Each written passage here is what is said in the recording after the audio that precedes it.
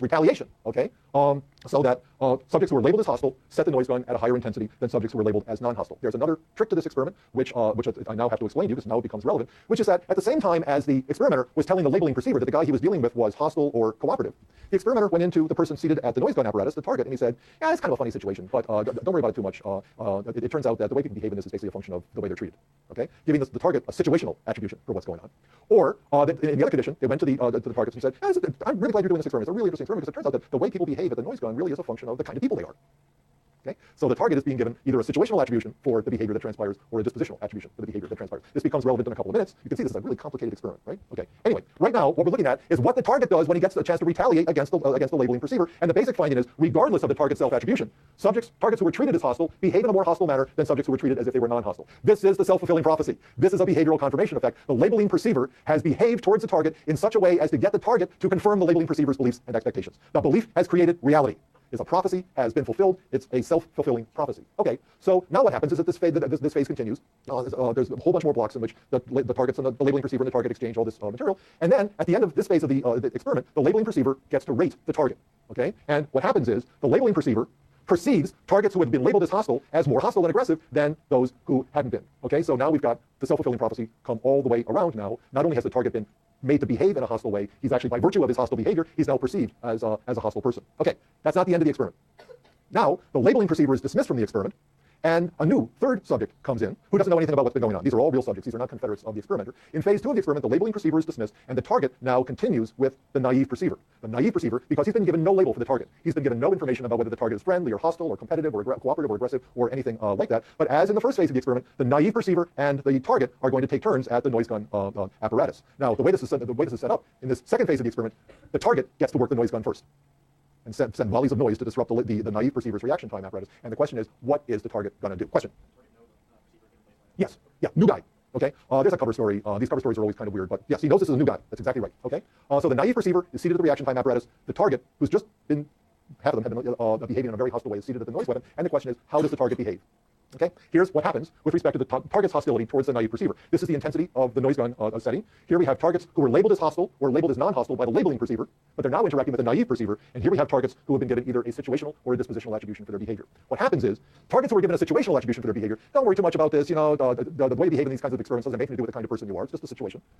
They go back to being themselves, right? So there's actually no significant difference between targets who were labeled as hostile by the labeling perceiver and targets who were labeled as cooperative by the labeling perceiver, provided that they've got a situational attribution for their behavior. The really interesting difference comes with targets who are given a dispositional attribution, a dispositional explanation for their behavior, because what happens now is, these guys, remember, have been told the way you behave in this experiment is kind of revealing of the kind of person you are. Well, the target knows that for the last 24 trials, he's been hitting this guy with very high intensity noise. What do you conclude from that about yourself?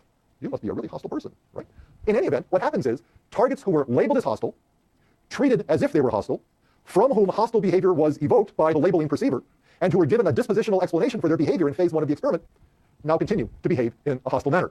Hostile behavior has been created out of whole cloth by the labeling perceiver's expectations and the behaviors that flowed from it, and that behavior has continued even when the target is now in a new situation with a new partner, with a new interaction partner. Okay, so it's what the target believes about himself that's also very important here.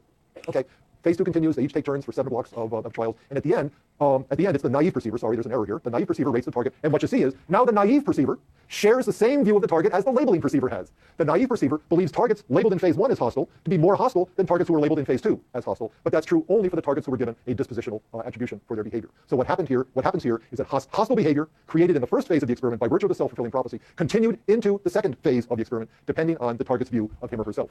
Okay, so we got several different cognitions going on here. We've got the labeling perceiver's impression of the target. We've got the target's impression of him or herself, and then finally, we've got the naive perceiver's view of the target. All of these cognitions are coming into play here, but the important thing is that all of this began with the definition of the situation. Hey, I just want you to know, the guy you're dealing with here is a pretty hostile, aggressive kind of guy.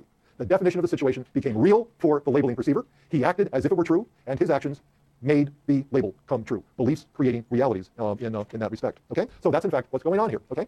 Snyder concludes in a wonderful paper summarizing a lot of this literature. Whether individuals regard their beliefs as assumptions or as hypotheses, whether their beliefs concern themselves or other people, social beliefs can and do channel the remembering of past events and the unfolding of future events in ways that determine the subjective and objective reality of their beliefs. Behavioral confirmation, the objective reality of the beliefs; perceptual confirmation, the subjective reality of those beliefs. Okay, so what we've got here, again, there are lots of experiments like this now, are instances where an individual's beliefs about a situation actually create the situation, create not just in the mind of the perceiver, that's bad enough, but by virtue of his or her behavior, creates an objective, that changes the situation objectively as well. So the idea here is that our beliefs about other people are powerful because they can lead us to behave towards those people in ways that will elicit behavior from them that confirms our beliefs. But the reason the noise gun experiment is such a cool experiment, okay, is that it shows that our beliefs about ourselves are also important. It wasn't the case that all the targets responded to the self-fulfilling prophecy in the same way. It was the target's beliefs about themselves that played an important mediating role in all of this. And Bill Swan, when he took up his faculty position at the University of Texas, went on to do a number of experiments looking at the role of the target's beliefs about him or herself in this whole process. I'll show you just one of these experiments. It's not nearly as cool as the noise gun experiment, but it's a pretty good experiment. It's called the Mastermind experiment because it's based on the board game Mastermind. Everybody here played Mastermind? Okay, the rest of you, you're really losing out here. Missed a terrific experience. Go out, buy a Mastermind game, and you'll have a really good time. It's kind of like a really souped up, highfalutin game of Battleship. Basically what it is. In any event, Swan and Hill brought a bunch of college women, didn't have to be college women, it just happened to be college women, into the laboratory for this experiment. And the first thing he asked them to do was to fill out a little personality questionnaire that asked them to rate themselves on a scale of dominance versus submissiveness. Okay? And what they were trying to do there is to assess what the subject's self-concepts were like, whether they viewed themselves as dominant or submissive people. Then two people came into the laboratory at once, and it was presented as a study of decision-making. And he said, okay, now that you've finished this personality questionnaire, you're going to team up and play a game of Mastermind against me, the experimenter. Okay? That's the general idea here. Now it turns out that the partner's not a real subject. The partner's a confederate of the experimenter who is acting out a role. But the way the experiment is set up, the one subject doesn't know this. The one subject thinks this is a genuine subject, and they're going to alternate in the role of leader and assistant. Okay. So now what happens here is that they do this for a while, and then there comes a second phase in the experiment where the partner, where the subjects get to choose who's going to be the leader, who's going to make the decision about what move to make in Mastermind. At that point, the confederate turns to the subject and says, "Oh, I think you should do it because you're a really dominant, forceful person." Or the confederate turns to the subject and says, "Oh, I think I should do it because you're a pretty submissive person."